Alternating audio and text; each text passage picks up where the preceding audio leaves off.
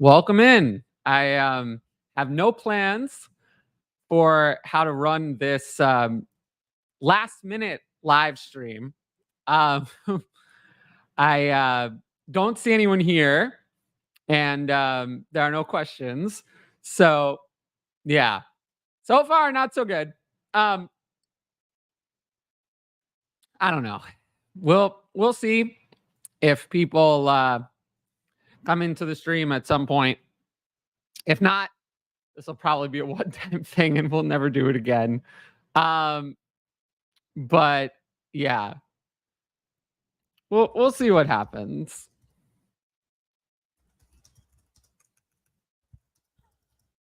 I'm gonna put this on Twitter, and maybe it'll get some attention.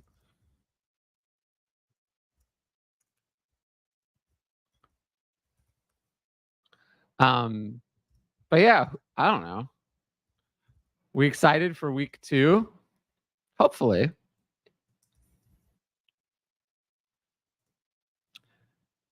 All right. Let's see. So far not so good. I turned on the subscriber only mode. We'll see how that goes. And then we'll see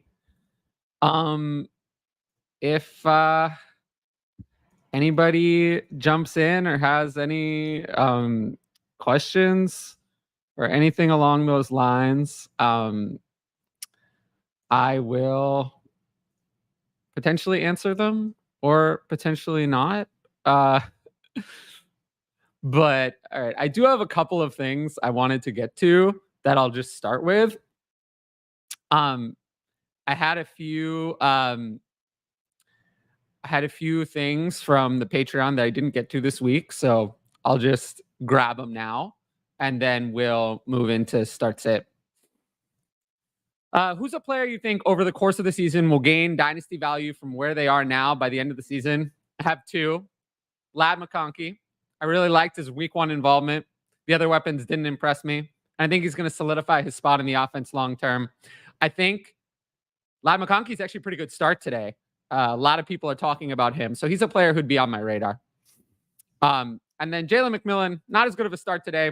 Played the most snaps of any Buccaneers wide receiver week 1, scored a touchdown. I think he might take some time to emerge, but he's a real player and has been all summer. Week 1 seems to have produced a wide spectrum of reactions, causing changes in perceptions among fantasy football managers, at least from what I've seen. So I would say react, but don't overreact. 1 week could be an aberration, but if after 2 weeks, after this week, I would start to react a little bit more if you haven't. But I will say, and then, what's your strategy for capitalizing on these week 1 shifts? The Patreon is really the place I discuss things like this with nuance, not on the YouTube. I write up my thoughts in the Patreon Discord, share them with the patrons, and help guide them through things like this. Yeah. The link to Patreon is patreon.com/fantasyadvice. I don't know if I remembered to put it up in the top right corner. I don't think so. But yeah. And then, how much does a keeper league influence the way you'd handle droppable players? Do you hang on to some rookie wide receivers or running backs longer than you normally would? For me, less than 4 to 5 keepers is just redraft, and it depends on the keeper rules. But usually, I'm going to say not really. Doesn't really change much there. Okay, so we covered those extra Patreon questions. So we're done with that. Okay. Now let's see. Likely or Ingram. So I'm just going to say this. And given that the numbers on the stream are not doing so hot right now, I'm probably going to, be on one side or the other of this. But I'll just be honest. If this stream does not bring in super chats or patrons, there will not be another one. There will not be another one. This has to bring in something for me to do it. If it's bringing in $0, I'm not going to do another one. I'm just going to stick to answering the questions in the Patreon Discord. and stick to that. So that's what I'm looking for. That's my bar for how successful this is. So if you like this, the way to tell me you like it is with dollars. Otherwise, I'm not going to do it again. So it's hard. This is a hard spot on Sunday morning. I'm competing against, I'm not even a start sit channel.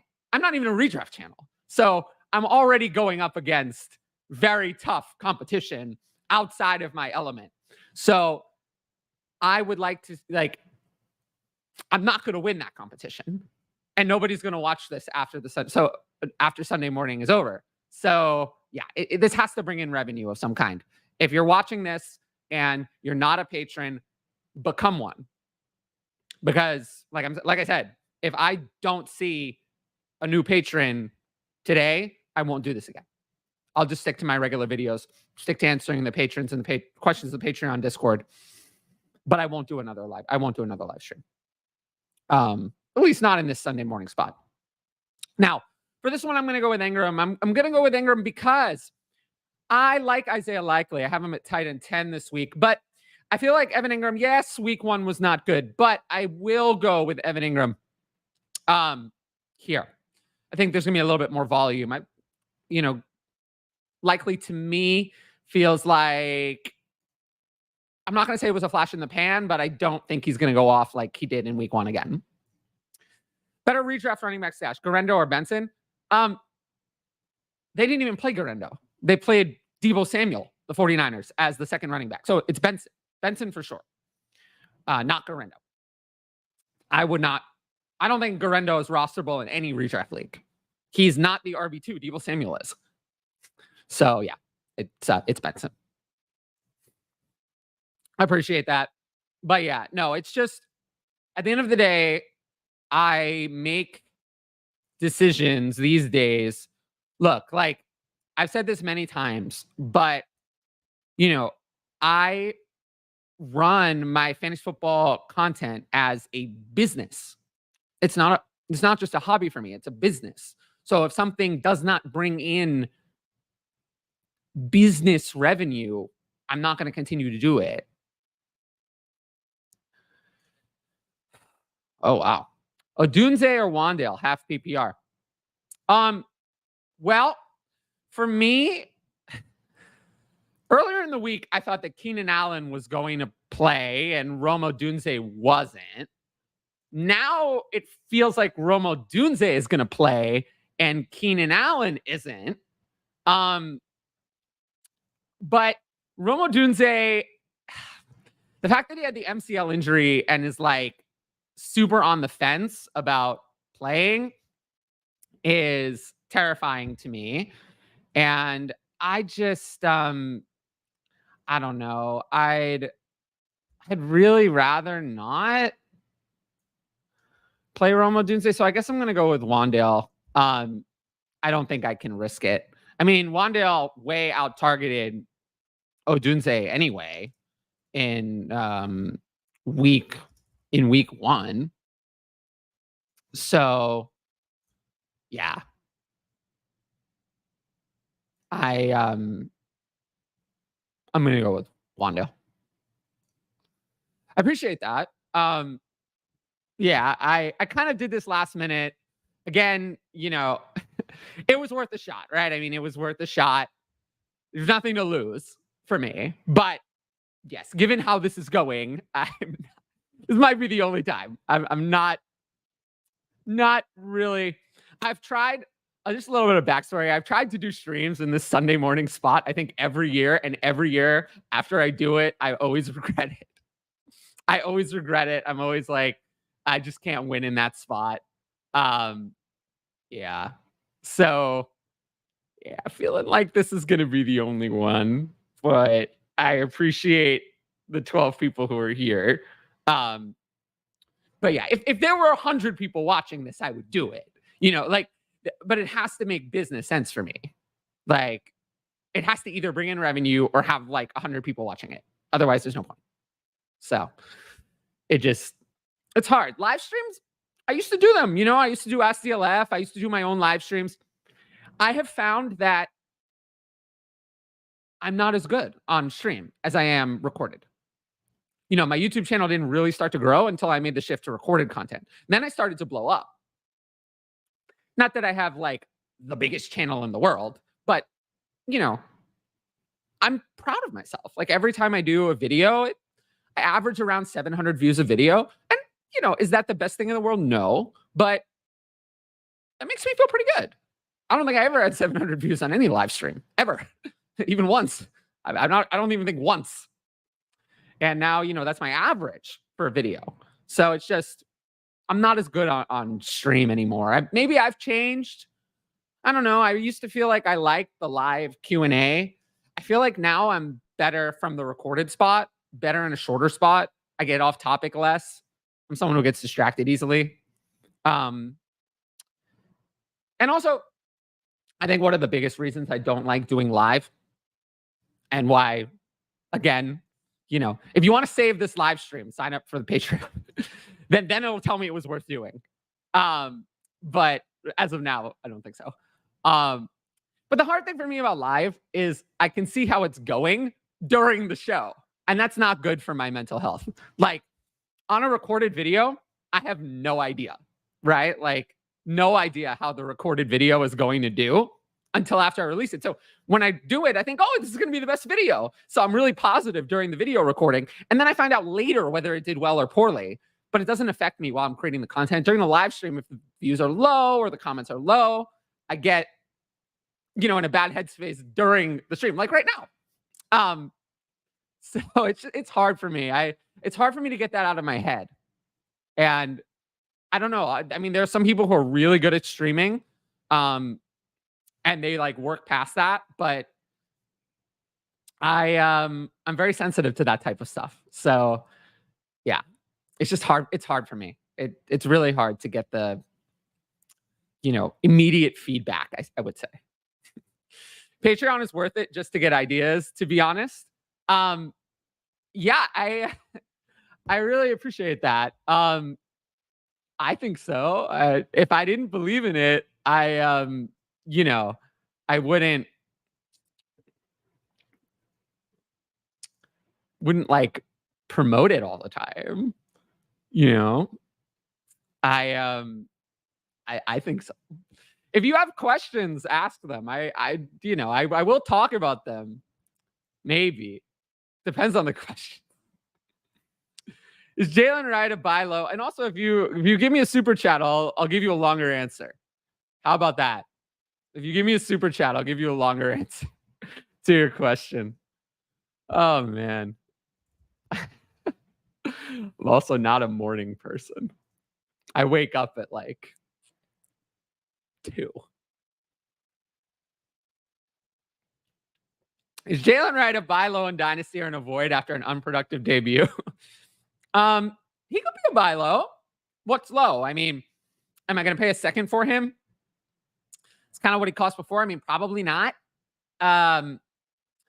He's not an avoid. I don't have any issue with Jalen, right? I mean, look, he's played one game in the Dolphins offense where running backs succeed. I mean, I can't possibly just write him off because he was inactive week 1 and didn't do well in week 2. I mean, Devon A-Chain last year did nothing in the first 2 weeks. And then week 3 scored, what, 50 points? So, no, he's not an avoid.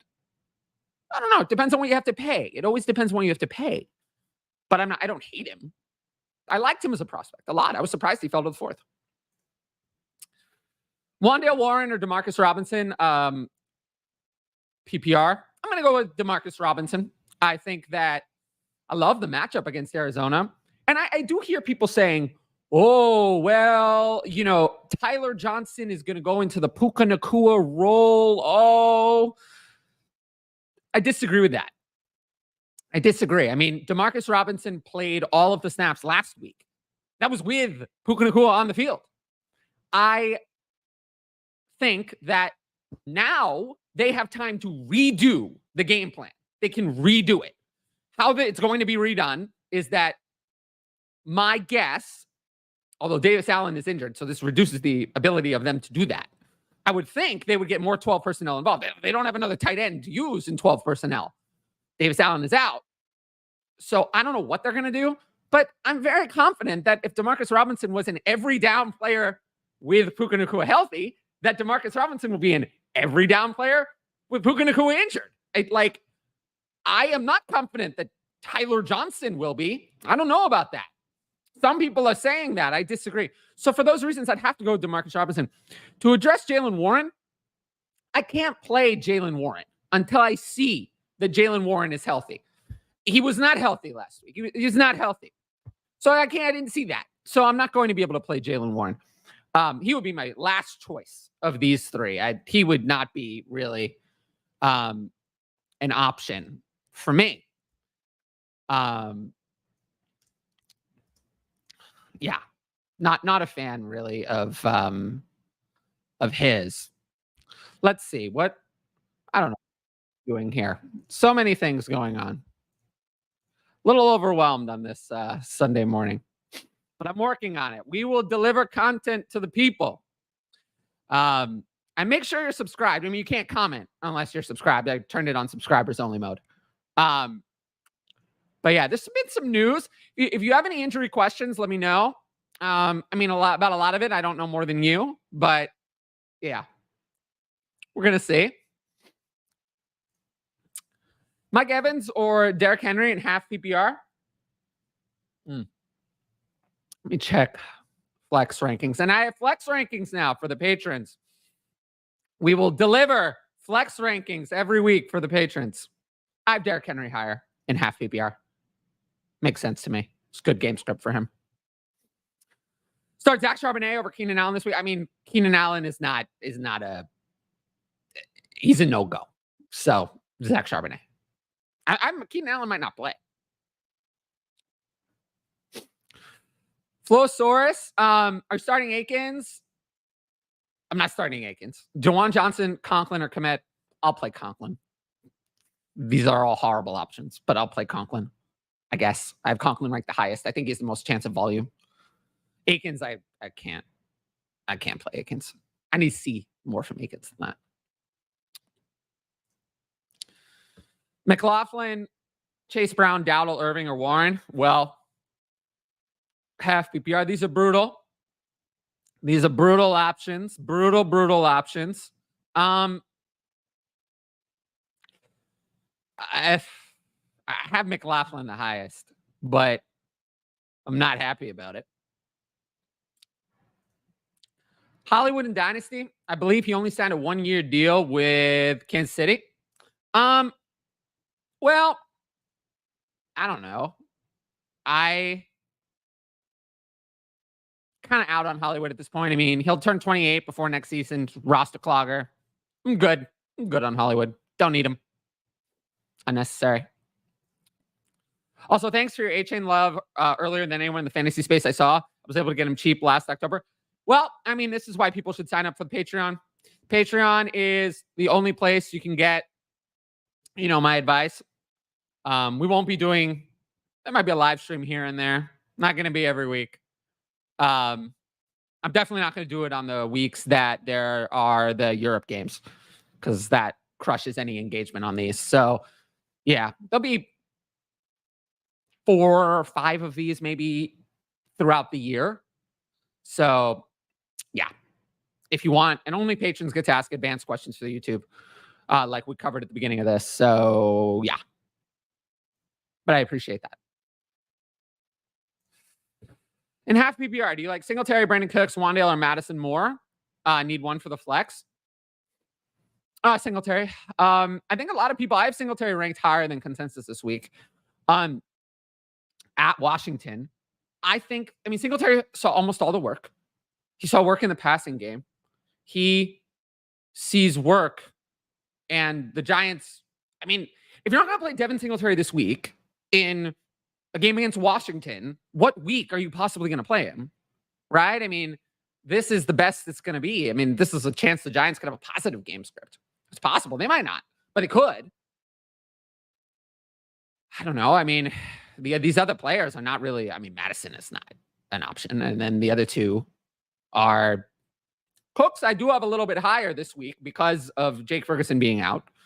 I do think that consolidates targets between Lamb and Cooks. But even so, I still prefer Singletary. Appreciate that. Let's see. Are we bringing in subscribers? I want to see how many subscribers have we added since we started going live. None. Okay. Yeah. Well, are there no more questions? I don't know if I really have anything else to say. I don't know. What else do you want me to talk about? I'm down to talk, I guess. Yeah. Sign up for Patreon. Patreon.com/fantasy advice. The link is in the show description. I don't think I can put up link cards in the top right for live streams. High scoring game this week? Is that really true? The Giants and the Commanders are the highest total?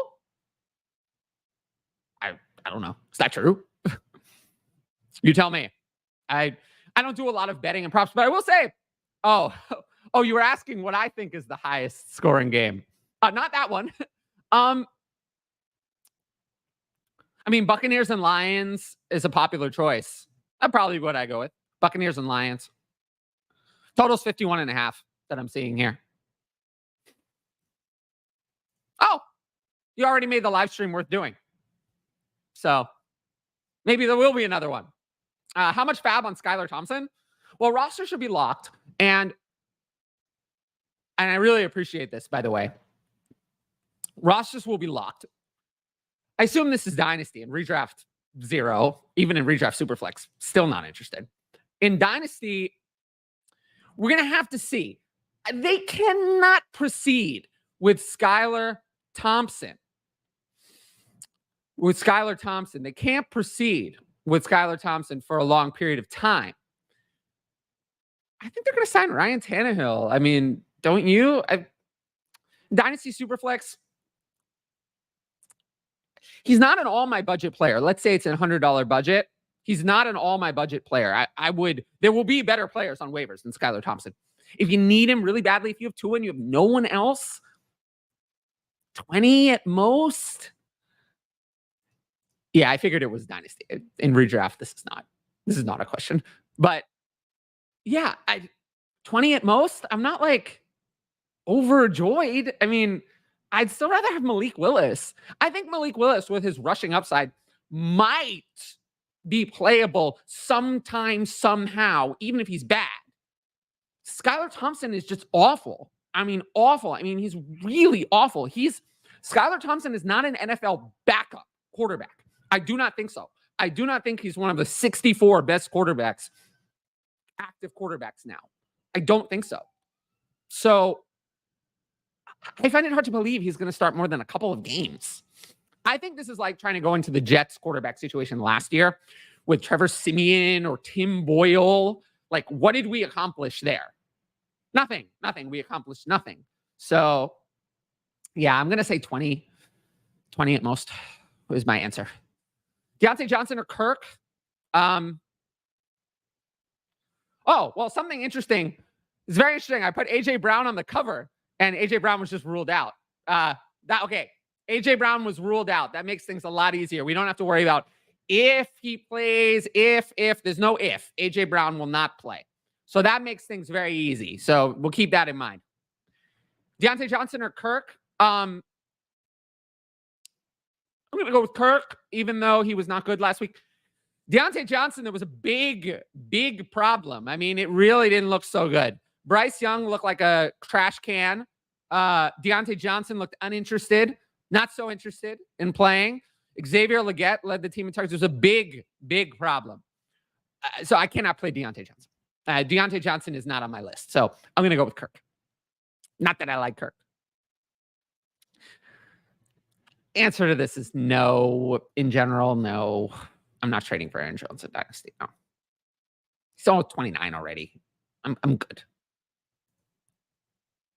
If you can trade for an older running back, I'd look at someone like Joe Mixon or Alvin Kamara, who could, maybe they're going to, I'd rather pay a little bit more. Aaron Jones is not going to win you anything. So I'm pass for me. Yeah, I'm live. Now there's 2 super chats. Maybe I will do this again. I don't know. As long keep the expectations low for me on this type of show. This is not my area of expertise. Starts it is, but doing it on a live show, not so much. This is still better than doing it on Twitter, though. That I can tell you is never coming back. It's never coming back because when I do the answers on Twitter, anytime I get anything wrong, people quote tweet me and like, you're an idiot later in the way. I don't need 30 of those. I don't need that. I don't need that. Why would I ever do that? I'm never doing that again. That's not coming back. Live streams, we're going to see. I think it won't be every Sunday, but maybe a few. Like I said, 4 or 5 for the season. Not on the weeks that there's Europe games. Those will not take place on those weeks. So at a minimum, not those weeks, and then we'll see about the others. See how I feel. But thank you. Yes, I appreciate that. We're gonna see. We're gonna see. Trade a first and a couple thirds for David Montgomery and Mason in Dynasty, obviously. Javonte droppable in redraft, looking at stashing Lloyd. All right, let's take the second part of the question first. The answer is no. We cannot drop running backs with volume in redraft. Ever. Never, ever, ever. Never. So the answer is no. If Audric Estime were healthy, and then we saw this week that Audric Estime was more involved than Javonte Williams, then maybe we could drop Javonte Williams. Now that Audric Estime is on IR, this is a 2-man backfield, Javonte and McLaughlin. Javonte is not droppable in redraft. Not for Marshawn Lloyd, who has done zero. He has not participated in anything. He has been injured the entire time, participated in nothing. He's going to be the RB3 this week behind Emmanuel Wilson. Might he work into being the RB2 eventually? Sure, but not. We can't do that part. So that's going to be a no. Let's look at the first part second. Trade a first and a couple thirds for Montgomery and Mason. I'm going to say no. I cannot give up a first for these types of players. David Montgomery is not going to win you a league unless Jahmyr Gibbs gets hurt. Then he could. But there's a lot of players who could win leagues. Jordan Mason is one who could be a league winner now that someone else got hurt. There are so many players on that list. So I'm not going to trade a first for one before that happens. So that's going to be a no for me. I just don't spend my firsts this way. If I want to spend a first, why don't I try to go Chris Olave? Get a first for spend a first on Chris Olave, a player who I think is not elite, but very good. Yeah. The answer is no. Definitely no. All right. I'm probably going to take a couple more questions and then wrap it up. These live streams on Sunday morning won't be long. I got to go back in and update the Patreon ranking spreadsheet and answer the remaining Patreon questions because the patrons are my priority. We must make sure that patrons are happy. I have quite a few, almost 200, I think. Right around 200. So a lot of questions I got to manage, a lot going on there. So, yeah, it's very important. Need to full. Wow. I don't even know what I almost just said. I think I said full poop PR. Maybe Juju Smith-Schuster was on my mind. A lot of people told me I should bring back my comedy routine. I used to give players nicknames. If you want to know what some of them were, some of my favorite nicknames were Drew Disaster for Drew Lock, Carson Failure for Carson Wentz, and Juju Smith-Schuster for Juju Smith-Schuster. Although that I will say actually is an Antonio Brown original. It's rare I would ever agree with Antonio Brown on anything, but there's something. Need to Demarcus Robinson, Isaiah Likely, Andre Yoshavash, Josh Palmer, Tajay Spears, and Demario Douglas. I'm worried about Josh Palmer with his injury. Demario Douglas is a no-go. I would go Robinson and Likely, I think. I mean, yeah, I'm going to go Robinson and Likely. I don't trust Yoshavash at all. I'm going to go Robinson and Likely. Olave, London, and Singletary in half PPR. Half PPR makes it closer between the running backs and the wide receivers. But for me, I'm going to go with Chris Olave and say that week 1 was the offense looked excellent. He just didn't go his way. But the Saints offense looked excellent. They will not win 47-10 against the Cowboys. Not going to happen. That's not happening. They will need to throw the ball. It is on the road. I think that Olave will be significantly better this week. And I will say, with both Olave and London, if this week is bad, I'll raise the concern level. With London, I'm already a little bit more concerned. With Olave, I'm going to give him a little bit more patience because Olave has done more in the NFL than London.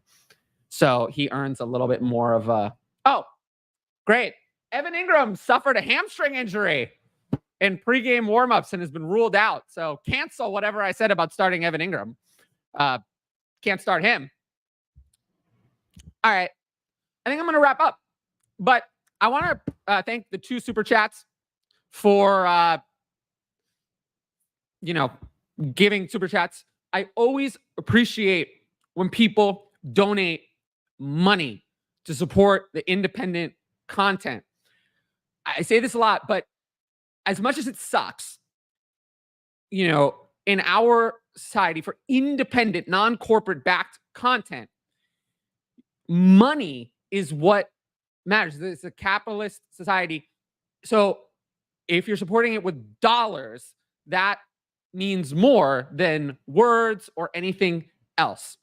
So I really appreciate everyone who puts up their money to support my content. And that's why I go above and beyond for the patrons on my Patreon. I'm in there every day of the year. I don't go on vacation, or even when I do, I still answer questions. So we discuss fantasy football 365 days a year in there. I don't take a day off. So, that's what I do for the people who are supporting my content monetarily, because without that, it won't survive. So I just appreciate everyone who does that, whether it's via super chats or joining the Patreon, buying my ranking spreadsheet on Venmo, or the Buy Me a Coffee page where you can ask questions. So I really appreciate everyone who does that, because at the end of the day, that means more than any words or any encouragement or anything else.